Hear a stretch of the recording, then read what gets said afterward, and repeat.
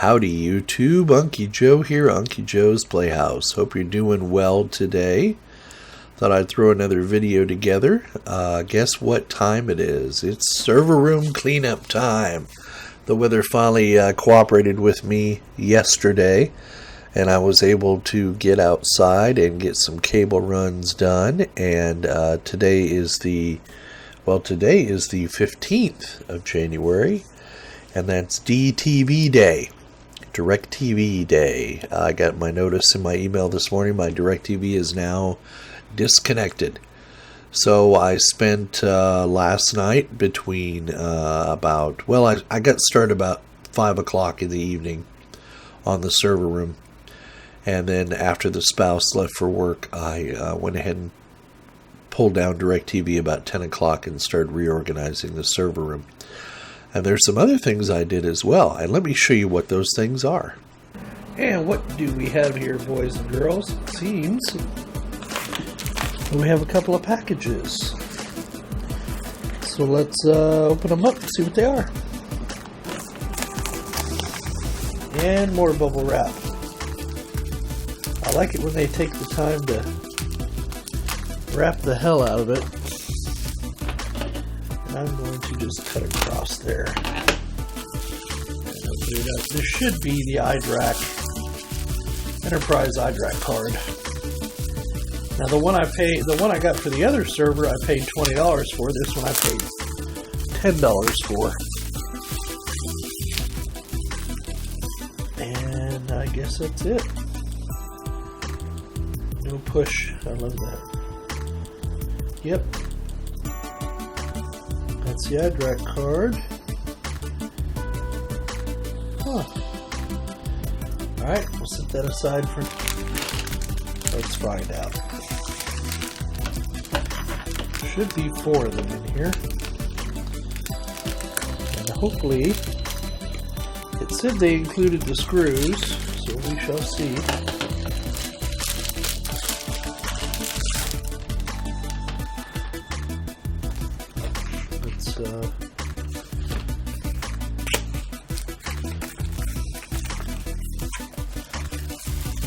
Yeah, there's one. There's the other. And let's see if they included screws. They did. They even threw the screws in.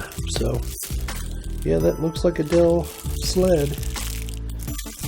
Alright, so there should be 4 of them. For a minute there, I thought they only sent 2. But they managed to get 2 in each box, so that's good. These were $6 a sled, so 4 of them were $24. And they all came with screws. Okay. Now I've got 4 hard drives I'm going to put into these. Now they're only serial ATA drives, and unfortunately they're only serial ATA. Here we are. Turns out we didn't have 4 500 gig drives as I thought, because I've used them somewhere else. I only had 2, so we're only able to put 2 in here. And I'm just going to set them up as standalone drives. I'm not going to set them up in an array. What I am going to do, however, is put the iDrac Enterprise controller in, and that's going to go right here, right there. That's where the little white thing is. That's where this little white thing plugs into, and they tell you right on top, no push. you want to push here, and it should line up. So I've got to finagle this in here, and I'll let you watch me do that.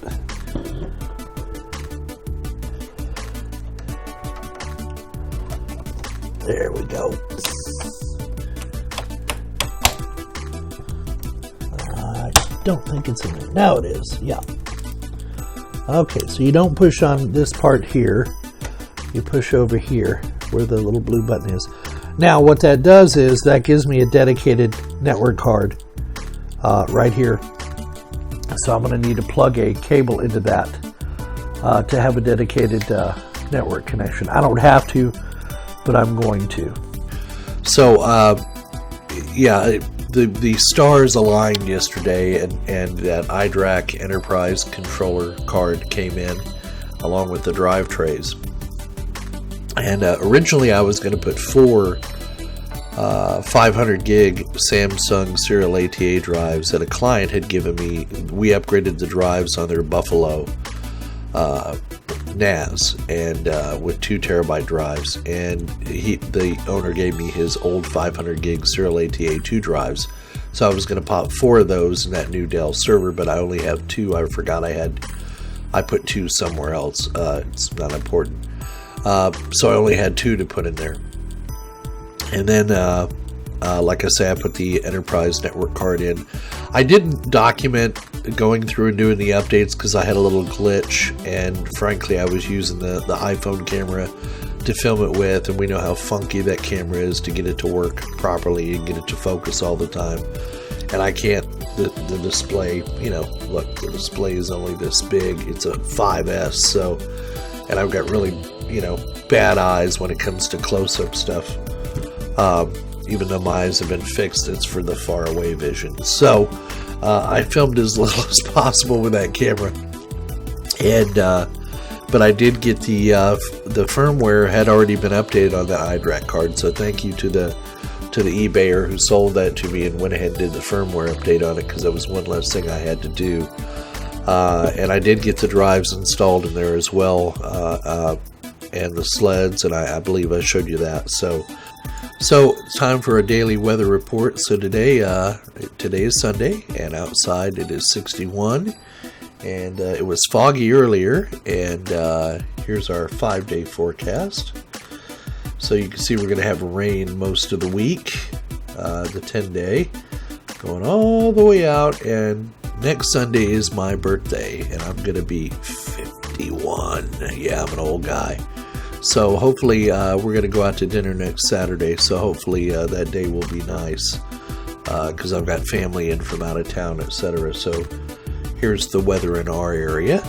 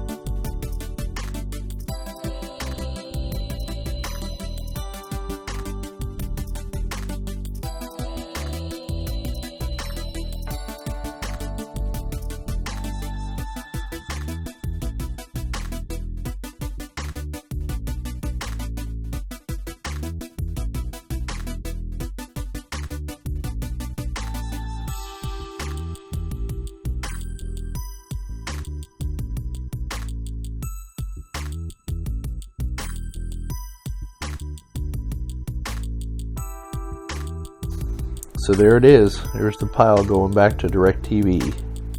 Well, part of the pile.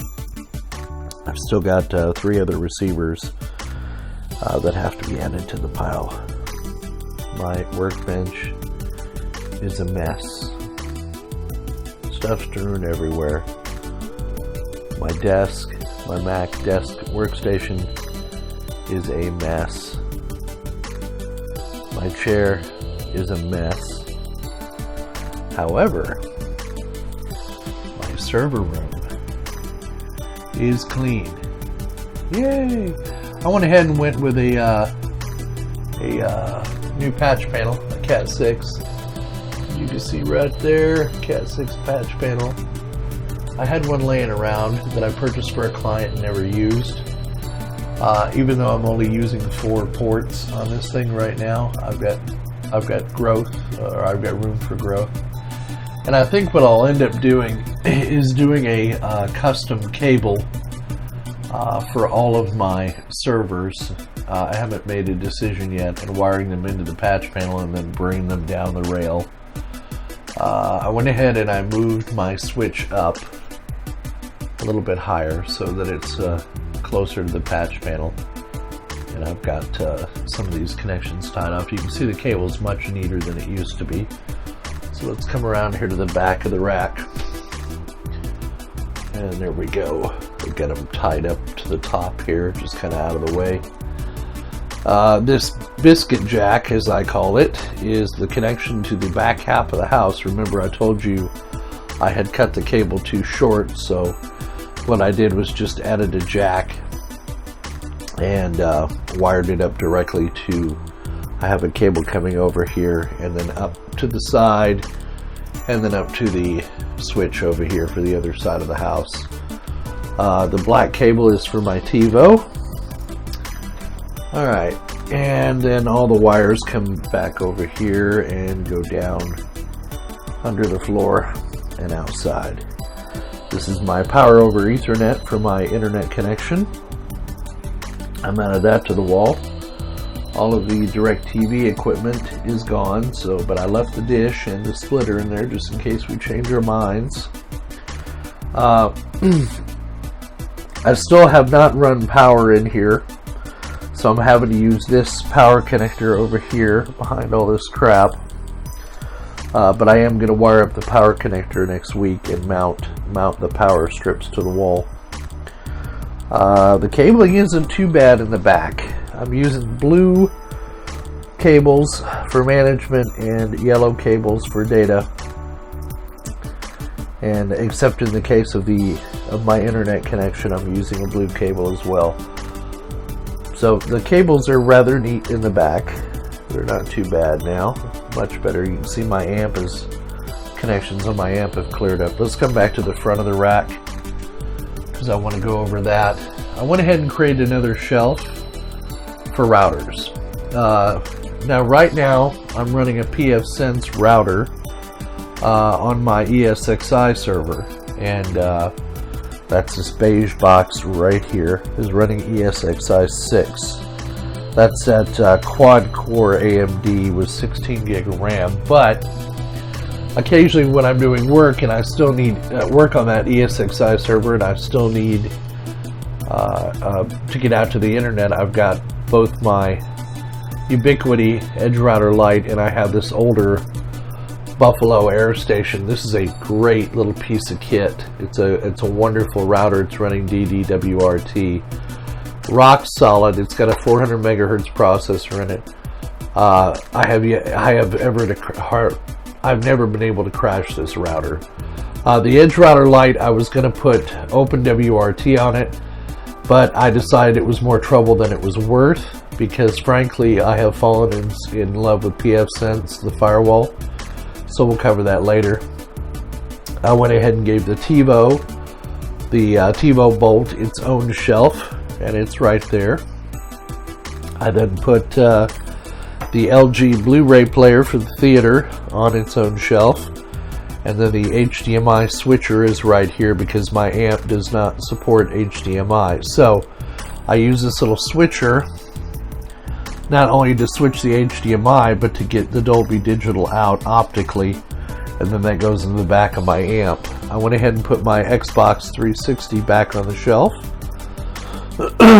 My amp stayed right where it was. No need to move that. But what I did do is, you see I've moved my Dell servers down to the bottom of the rack right here. I've only got one of them running right now. That's my main server. And then I have, of course, my NAS on the left, the black box, and then ESXi, the beige box on the right. So I still have some cabling to clean up, but I finally got the rack straightened out. You notice there was another shelf up here that had all the DirecTV equipment on it. It is now gone. We are now officially off of DirecTV and on TiVo. And that's a good thing. Here's the old patch panel. Cat 5e. I'll find another use for that. And like I said, my shelving unit, which I really need to clean up. Here's all my testing equipment from my network tone generator here, testing equipment. So I got a bit of a mess in my cleaning towel. So I've still got a bit of a mess to clean up. But there you go. We finally got the server room clean. Now the other thing I did was I ran a connection to Mom's room. I ran an Ethernet cable to my mother's room. Actually, there was one already there. That's this gray one here.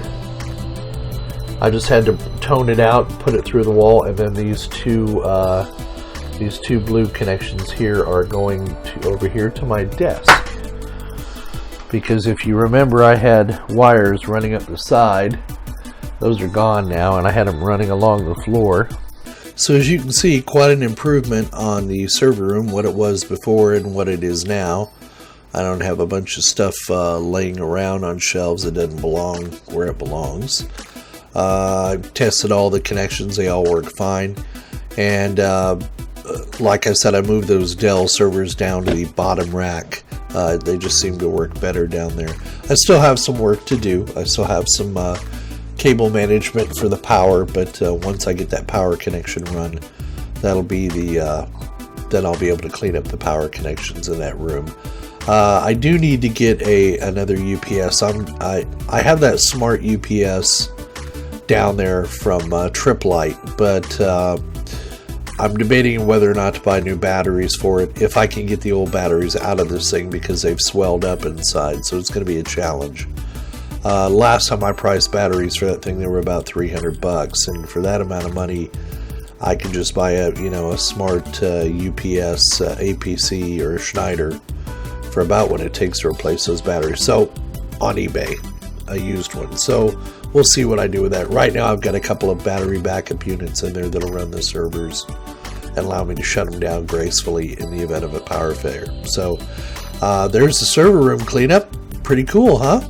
The other thing, something I went to do on Friday was to go out and get a haircut, because I'm not going to show you. I don't want to scare children and the elderly. My hair is a mess. It's just, when it gets long, it just gets unruly. So I put a hat on just to cover it up today. And I'm a kind of guy, I just want to brush my hair and go out the door. I don't want to put product in it. I don't want to stand there blow drying it. So I tried 3 different places yesterday. The 2 places I normally used were too full. I didn't want to wait. And the 3rd place I went to was Sport Clips, and it's been a while since I've been there, but for $20 you get a decent haircut. But I got in there, I just wanted to get a haircut, and I get, hey, what's your first and last name? What's your phone number? What's your address? Oh, you need to fill out this card. I said, I just want a freaking haircut. So I turned around, I just said, it's not worth the trouble. Turned around and walked out, because I'm old and I'm impatient with people that want all this metadata on me to cut my frickin' hair. Really? I just want a haircut. I'm going to do something a little different today on this video, because I'm getting a lot of comments from people, so I thought I'd read some of them online, and that way it's kind of like a shout out to my subscribers and to the people that contribute. So I got a comment from Bruno Daniel. I got him interested in Drive Bender, but he's got a question.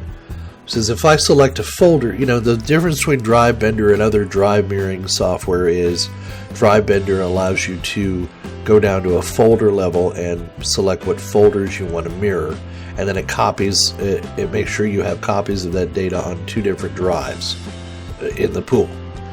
So what Bruno's question was is, if I select a folder to duplicate, when you read files back, does it read from multiple drives to get better read speeds? And Bruno, I looked. I can't find anywhere on their site where it says they do. But to be honest with you, reading from a serial ATA3 drive over a gigabit connection, you're never going to exceed the speed of that drive anyway. So it's really a non-issue. It would be nice to know if they do that. They do have something called Smooth Stream that can improve the streaming performance. Basically, the reason I went with Drive Bender over Drive Pool is because I tried them both. Drive Bender was easy. They have a great graphic GUI interface. They have a client that can run on your workstation. It's $5.95 for a license. I think I bought 5 licenses. just because I don't know how stable the company is. It was a individual who wrote the program, and then the company, some big conglomerate, came in and bought out the rights to it, and he just kind of maintains it. But you know, just from my experience, I've had zero problems with it, knock wood. I'm considering a project to put Drive Bender on one of these Dell servers, but that's another story for another time. Dave of All Trades wrote, great video, Joe. You know, I run a very large ESXi environment, blah, blah, blah. That's where VMware really shines. And, you know, I appreciate that, Dave of All Trades, and I do have an ESXi box now in here, and it is running pfSense firewall software. And I'm probably just going to keep that ESXi box for Linux machines because they just run better. Well, it's not they run better. The integration under VMware with Linux seems to be a little bit better than Hyper-V. I have never had a problem running a Linux machine under Hyper-V, but you just feel more comfortable running it under VMware. So I've got that ESXi box in there. And I told Dave of All Trades, hey, I may want to pick your brain occasionally when it comes to VMware stuff, because he's maintaining 220 virtual servers, so he's probably more knowledgeable than I am on there. John's Touchpad writes, how about a video on the iDrac? Can you mount an ISO and do the Win 2016 via iDrac? Yes, you can. But I don't know that I'm going to do that because I've already installed the 2016 server on there. Now, the one thing I didn't do on that new Dell is I did not use Dell's installation routine because they only go up to Windows Server 2012 R2. So 2016 is not serviced or is not supported on that server because that server's end of life while it's end of support. So I don't know that I'll ever do a video on that, but it is a good idea.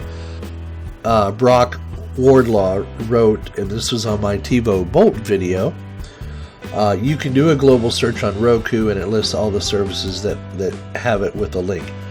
Yeah, I understand that, Brock, but what it doesn't do is it doesn't do what the TiVo does, which allows you to go out and make a one list or a wish list, and then it'll go out there and it will, just like if you had a recorded TV show on your DirecTV or your DVR, it allows you, for example, Frasier. I go out there, I tell it, go to season 9, go to episode 5, and it finds it and it plays it. I don't have to go through the clunky search feature of the Roku or go online and search. So my spouse has adopted it and loves it.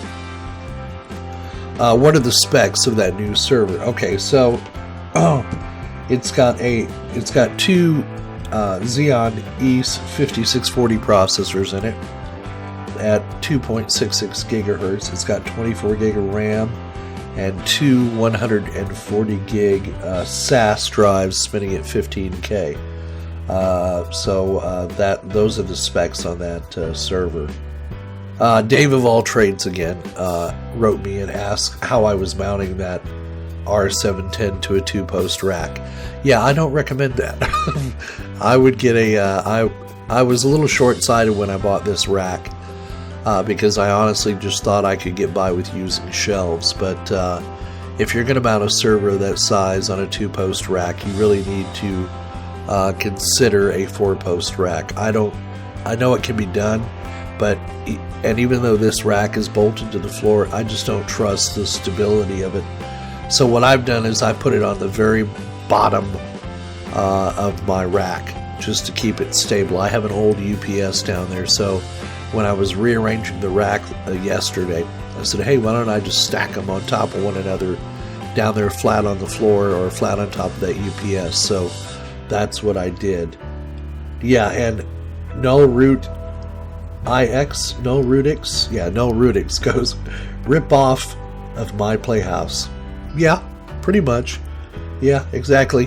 And my response was, or as I like to call it, the US version. And again, thanks to Morton because he gave me the inspiration to start the site, and he did allow me to kind of rip off his name and the type of channel he has. I mean, we're not the only ones out there with this kind of how-to channel and sharing stuff. So, Bob Tiff asks, can you let us know what you use to edit your video, adding old videos and graphics? I use Adobe Premiere Pro 2017. I have a subscription with Adobe Online. I think it costs me $20 a month. I film with a Logitech C920 webcam and an iPhone 5S, and edit with Adobe Premiere. And I occasionally use Audacity to do my audio conversion or audio dubs. Alright, so I think that's going to be the last comment I take for this video. So there you have it. The rack is now reorganized. I still have a little bit of finish up work to do, like on the electrical and that kind of thing, and we'll get that all neat, and I'll cover that. And I'm not going to do another video on the server room, but I'll do a vlog video, a catch-up video, so that everybody can see, hey, the server room finally got done. And as you saw from my office, kind of my little impromptu office tour on that video, my office is a mess. I've got to get this thing cleaned up. It's just bugging the hell out of me. So that's what Sundays are for. So that's what I'm going to do today. So anyway, hope you found this video informative and entertaining as usual. And if you liked it, give us a like down below and leave your comments. They're always welcome. And we'll see you on the other side.